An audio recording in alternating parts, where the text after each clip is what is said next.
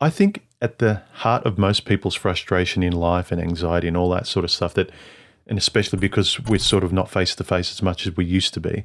We're all behind screens. We don't communicate. We hide. We curate our images in front of people, our profiles, hide behind avatars, all that kind of stuff.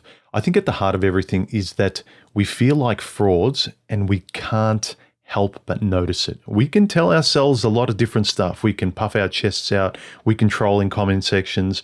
We can try and act tough, fake it till we make it. But when we go to sleep at night, when we're alone, when we can't posture in front of other people that are posturing with us, then we realize what it is. I think especially as time goes on and you get older, you just get tired of acting. You start to feel a bit sleazy in a way that you've got these really hard and fast rules about how other people need to behave, how the world needs to behave, how women need to behave in accordance to you. But you allow yourself to have lower standards. We expect, if we're honest about it, we expect people to understand our flaws. We're imperfect, but we ask the perfection, we impose it on them because we want them to care for us. Rather than, wouldn't it be better if we're just all honest and admit that, hey, let's not impose perfection on each other. Let's be honest enough to admit, I'm a flawed human being, you're a flawed human being. Again, I keep pushing people just to be friends with each other, just to be honest. It sounds simple, it sounds stupid and ridiculous, but if you need to calibrate yourself to anything, calibrate yourself towards just be friendly towards each other. Apply the golden rule, treat other people how I want to be treated. Do me a favor, subscribe. Thanks. I got a really interesting comment by Danny he's a patron of mine. Now, I won't read the private details because I didn't ask his permission, but what he was talking about was something really interesting that I wanted to convey to you guys. He's been pondering his ex that he broke up with for a couple of years now, and he's been dating a while, and every girl now, compared to her, seems dull and boring because he felt like he was more kind of spiritual with her. And now, because it's not satisfying dating, he asks, is spirituality more a feminine trait than a masculine one? Would that explain the heightened emotional feelings and all the drama that goes hand in hand when I allow myself to go there, as in go to that spiritual side with women that he can't seem to find now with women, but he did feel that way with his ex? He says, is that what's missing from all the girls since my ex, and why 2 years later I still struggle to accept what I lost with my ex?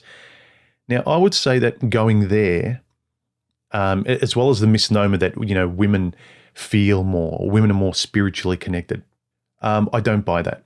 Men and women both feel.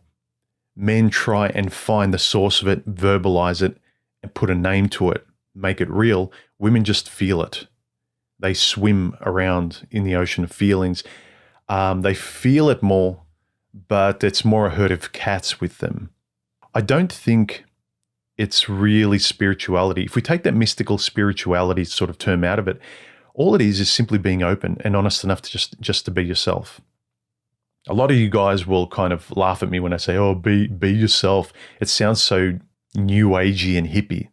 But we know that it's just a relaxed state where we don't have to kind of put a mask on. We do it at work. Most guys do it on dates. We want to impress. Like, I don't use the word spirituality at all very much. Hardly. I can't remember the last time I really used it seriously in talking about myself and how I felt. But to me, it's more about talking openly and honestly and living in a very real way. And that means expressing my thoughts as honestly and precisely as I can. Spiritual to me is also practical. Again, it just comes down to expressing yourself honestly, living honestly, not gaming it. How can I work life out? How can I work her out? How can I game her to get her into bed? Who cares?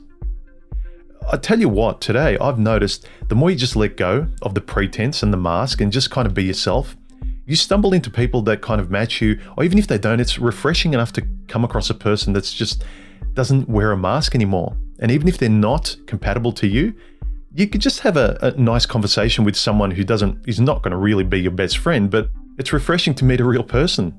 I think a big reason why Danny might be feeling that a lot of girls are dull and boring after his ex when he felt more spiritual. I think with his ex, there was a turning point where he sort of woke up to the world and started to introspect and self-reflect and things like that.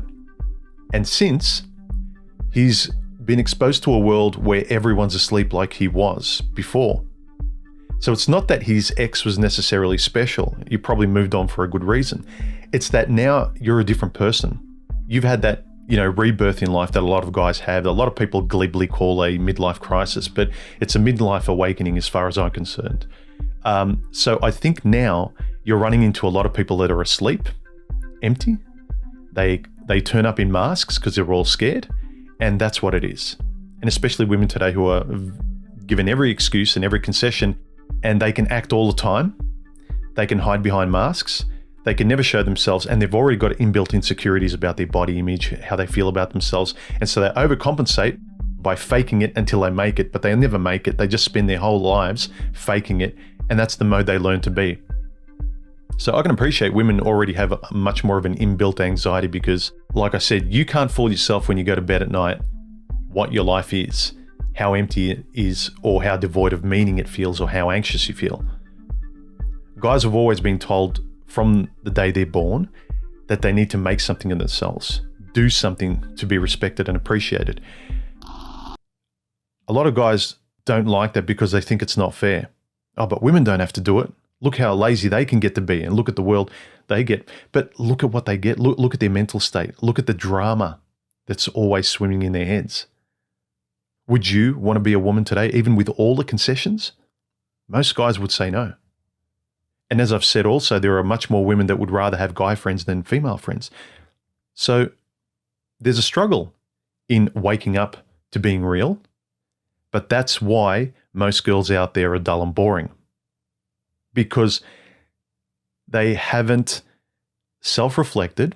It's hard for a woman to figuratively and literally take off her makeup.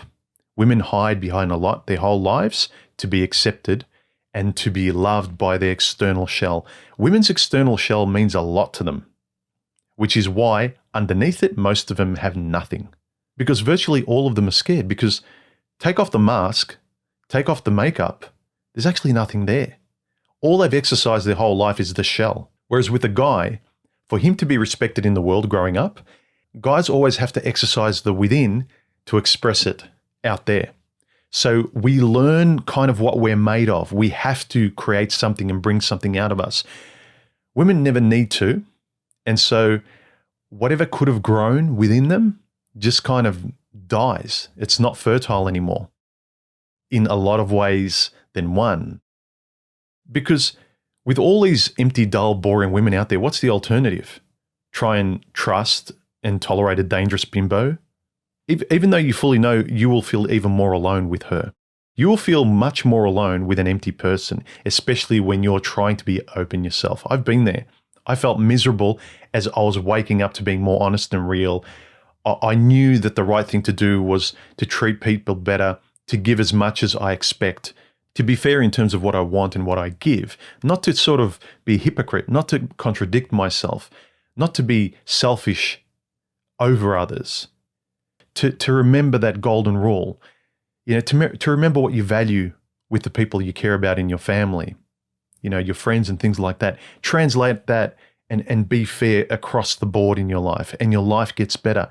And when you're with someone who's empty, who's still in the old, hiding, insecure, take shell, that there's nothing inside, you feel absolutely lonely with a person that's empty, dull, and boring. Most of these pretty, good-looking bimbos, they are boring. Guys who have gone out with really, really attractive women will tell you, if you couldn't look at them, there would just be radio silence. There would be nothing. The solution isn't to accept an empty, pretty shell. It's to stay yourself, stay disciplined, and appreciate the friends in your life that you have. And if the right person comes along, appreciate them. And also, make sure they appreciate you. But it's a dead end. Empty people trying to take from empty people. Bodies trying to use other bodies.